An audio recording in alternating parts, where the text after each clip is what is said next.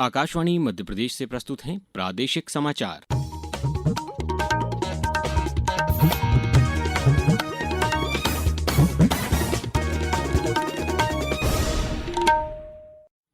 नमस्कार, समाचारों के साथ मैं अभिषेक कटियार। सबसे पहले इस बुलेटिन के मुख्य समाचार। प्रधानमंत्री नरेंद्र मोदी ने आज नई दिल्ली में भाजपा कार्यालय का किया उद्घाटन। मुख्यमंत्री डॉ मोहन यादव ने हरदा में 489 करोड़ की शिक्षा शुल्क प्रतिपूर्ति राशि जारी की। केंद्रीय मंत्री शिवराज सिंह चौहान ने बुधनी में स्वस्थ नारी सशक्त परिवार अभियान कार्यक्रम में सहभागिता की। और जूनियर विश्व निशानेबाजी में भारत का दबदबा 20 पदकों के साथ तालिका में शीर्ष पर। अब समाचार विस्तार से।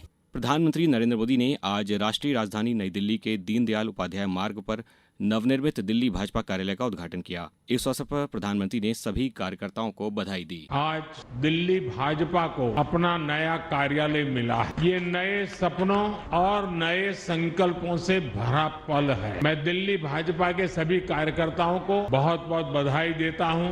भारतीय जनता पार्टी की स्थापना को 45 वर्ष हो चुके हैं। आज दिल्ली भाजपा जिस मजबूती में है वो बीते दशकों में हमारे लाखों कार्यकर्ताओं के त्याग और परिश्रम का परिणाम है। इस कार्यालय की आधारशिला भाजपा के राष्ट्रीय अध्यक्ष जगत प्रकाश नड्डा ने 9 जून 2023 को रखी थी। इस अवसर पर जगत प्रकाश नड्डा ने कहा कि प्रधानमंत्री मोदी ने अपने जीवन का हर क्षण राष्ट्र और पार्टी को समर्पित किया है। उन्होंने कहा कि श्री मोदी हमेशा देश के 140 करोड़ लोगों के कल्याण के बारे में सोचते हैं। मुख्यमंत्री डॉ मोहन यादव ने आज हरदा में शिक्षा का अधिकार अधिनियम के अंतर्गत विद्यार्थियों की शिक्षा शुल्क प्रतिपूर्ति के लिए 489 करोड़ की राशि सिंगल क्लिक के माध्यम से जारी की। इस दौरान उन्होंने प्रयोगशाला सहित स्कूल भवन, जनजाति छात्रावास के साथ 11 किलोवाट के सब स्टेशन, नवीन जनपद भवन और स्वास्थ्य केंद्र सहित विभिन्न क्षेत्रों में विकास कार्यों की सौगातें प्रदान की। साथ ही मुख्यमंत्री ने बताया कि भावांतर योजना के तहत यदि किसान को एमएसपी से कम कीमत मिलती है तो अंतर की राशि सरकार के द्वारा दी जाएगी। हमारी भावना है, जो कहा वो करके दिखाया। 2425 रुपए एमएसपी था गेहूं का, 250 रुपया बोनस देकर 2600 रुपए क्विंटल गेहूं खरीदा। सोयाबीन अब की बार 5328 हुआ। उसके बाद भी अगर सोयाबीन पूरी ताकत से लगाने के बाद 5300 की जगह 5000 में खरीद ली, 4600 में हो गई। कोई चिंता मत करना, 4600 उनसे ले लेना। बात का सारा पैसा सरकार आपको घर बैठे पहुंचाएगी, आपको पूरा पैसा मिलेगा। स्वस्थ नारी सशक्त परिवार अभियान के अंतर्गत आज विदिशा रायसेन संसदीय क्षेत्र की बुधनी विधानसभा में आयोजित कार्यक्रम में माननीय केंद्रीय मंत्री शिवराज सिंह चौहान ने सहभागिता कर नागरिकों को संबोधित किया। इस अवसर पर केंद्रीय मंत्री ने रक्तदान शिविर और महिला स्वास्थ्य शिविर का अवलोकन किया। Sant Shiromani Ravidas global skill park Bhopal में national council for vocational education and training NCVET द्वारा कार्यशाला का आयोजन किया गया। कार्यशाला में कौशल विकास एवं उद्यमशीलता मंत्रालय की कार्यकारी सदस्य डॉ विनीता अग्रवाल ने जानकारी देते हुए बताया कि इस कार्यक्रम में व्यावसायिक शिक्षा एवं प्रशिक्षण इकोसिस्टम को मजबूत करने और कौशल विकास में नियमन से जुड़े पहलुओं पर चर्चा की गई। कार्यशाला में आर्टिफिशियल इंटेलिजेंस जैसे भविष्य के कौशलों को प्रशिक्षण इकोसिस्टम में प्रभावी ढंग से शामिल करने पर भी विस्तृत प्रस्तुति दी गई। प्रधानमंत्री नरेंद्र मोदी द्वारा घोषित जीएसटी बचत उत्सव, जो इस महीने की 22 तारीख को शुरू हुआ, समाज के सभी वर्गों को लाभान्वित कर रहा है। ये सुधार स्वास्थ्य सेवा क्षेत्र पर कर की दर को कम करके नागरिकों को काफी राहत प्रदान कर रहे हैं।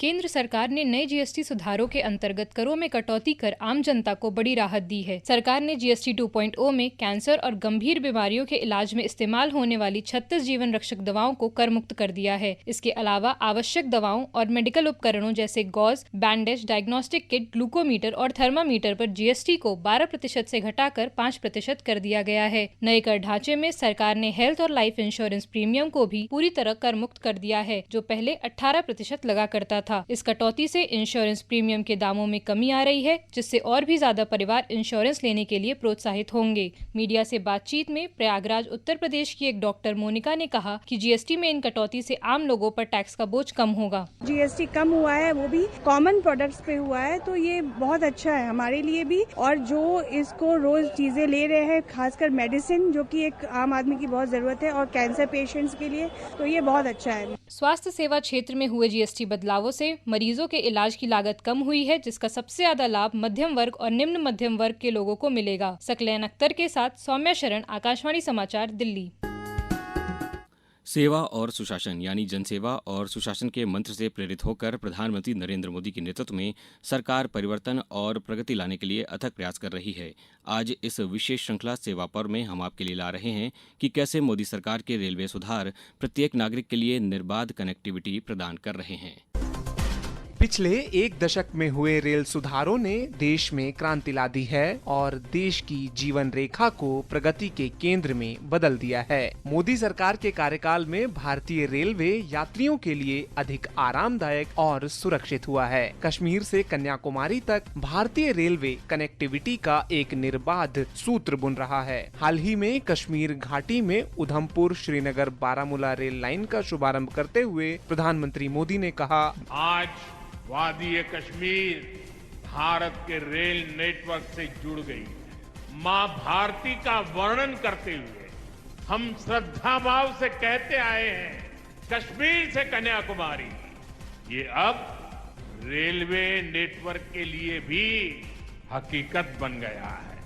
सरकार ने यात्रा को सुरक्षित और आरामदायक बनाने के लिए अमृत भारत ट्रेन और नमो भारत रैपिड रेल भी शुरू की है। अगले 2-3 वर्षों में आम जनता के यात्रा अनुभव में क्रांतिकारी बदलाव लाने के लिए 200 नई वंदे भारत ट्रेनें, 100 अमृत भारत ट्रेनें, 50 नमो भारत रैपिड रेल और 17,500 जनरल नॉन एसी कोच चलाने की योजना है। गया और नई दिल्ली के बीच नव प्रवर्तित अमृत भारत एक्सप्रेस में यात्री शशिका त्रिपाठी ने ट्रेन में आराम और आधुनिक सुविधाओं की सराहना की। गया से बैठने के बाद काफी अच्छा एक्सपीरियंस था। ट्रेन का जो बॉडी है और ट्रेन का जो स्ट्रक्चर है, फैसिलिटीज हैं जो कि बहुत ही अच्छी हैं और सीटें वगैरह जो की हैं वो भी बहुत अच्छी हैं और फुल्ली पैक्ड था, हाइजीन था, अच्छा है। अमृत भारत स्टेशन योजना के तहत 1,300 से ज्यादा स्टेशनों का पुनर्विकास किया जा रहा है, जिससे विश्व स्तरीय सुविधाएं सुनिश्चित होंगी। भारतीय रेलवे ने कवच नामक एक अत्याधुनिक स्वचालित ट्रेन सुरक्षा प्रणाली भी शुरू की है, जो सुरक्षा की एक अटूट परत प्रदान करती है और ट्रेन संचालन के लिए उच्चतम सुरक्षा मानकों को सुनिश्चित करती है। भविष्य को ध्यान में रखते हुए 2030 तक एक भविष्य के लिए तैयार रेलवे प्रणाली बनाने के लिए एक राष्ट्रीय रेल योजना तैयार की गई है, जिसका उद्देश्य आम आदमी को परिवहन का एक सस्ता, सुरक्षित और विश्वसनीय साधन प्रदान करना है। नई दिल्ली में चल रही जूनियर विश्व निशानेबाजी प्रतियोगिता में भारत ने आज भी शानदार प्रदर्शन करते हुए 7 पदक जीते। भारत अब तक 6 स्वर्ण सहित कुल 20 पदक जीतकर अंक तालिका में शीर्ष स्थान पर बना हुआ है। अब कुछ समाचार संक्षेप में। अशोकनगर के शासकीय आयुर्वेद औषधालय झीला में आज सेवा पखवाड़े के अंतर्गत रोग निदान एवं चिकित्सा शिविर का आयोजन किया गया। शहडोल के जयस्तंभ चौक पर आयोजित 3 दिवसीय आजीविका फ्रेश मेला आज समाप्त हुआ। मेले में स्व सहायता समूह की महिलाओं ने 50 से अधिक प्रकार के उत्पादों की प्रदर्शनी लगाई। मध्य प्रदेश उर्दू अकादमी, मध्य प्रदेश संस्कृति परिषद तथा संस्कृति विभाग द्वारा सेवा पर्व पखवाड़े के तहत विकसित भारत संकल्पना पर केंद्रित विमर्श एवं मुशायरे का आयोजन कल रीवा में किया जाएगा। एम्स भोपाल और एनएचएम मध्य प्रदेश ने आज 52 बाल रोग विशेषज्ञों के लिए गंभीर कुपोषण देखभाल पर राज्य स्तरीय प्रशिक्षण कार्यक्रम का आयोजन किया और खंडवा के जिला चिकित्सालय के एनसीडी क्लिनिक में आज विश्व हृदय दिवस पर कार्यक्रम एवं जागरूकता रैली का आयोजन किया गया। इस बुलेटिन में बस इतना ही। अगला बुलेटिन सुनिए सुबह 7:10 पर। नमस्कार।